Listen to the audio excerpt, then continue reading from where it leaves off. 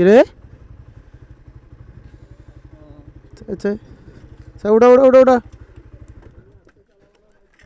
আরে তোমরা এই পিচ্ছিল জায়গা দিয়ে এভাবে গাড়ি চালাচ্ছ কেন? চাই তোলো আগে টানি ভিতরের দিকে না।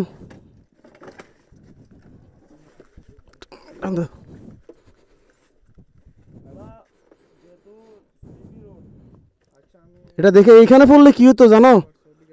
এটা কত বড় গর্ত এখানে দেখেন না।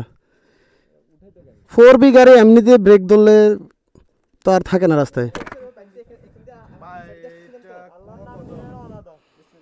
আস্তে ধীরে এইভাবে করা যাবে না, হুলস্থুল করা যাবে না।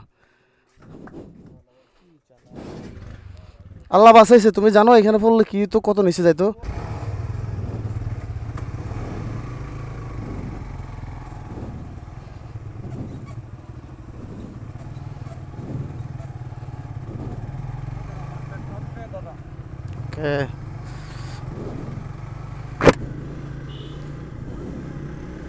যাই হোক আমাদের টিমের একজন 4B নিয়ে পড়ে গেছে চিপা রাস্তায় পাহাড়ি। আসলে এখানে পাশে একটা নালার মতো আছে, পাহাড় থেকে পানি নামতেছিল, ওই জায়গাটা সবসময় ভেজা থাকে।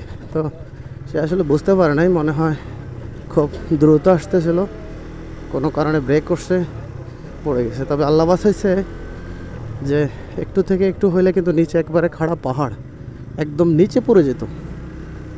নিচে পড়লে হচ্ছে গিয়ে বাইক গিয়ে ওদের গায়ে পড়তো, বিশাল একটা দুর্ঘটনা ঘটার সম্ভাবনা ছিল।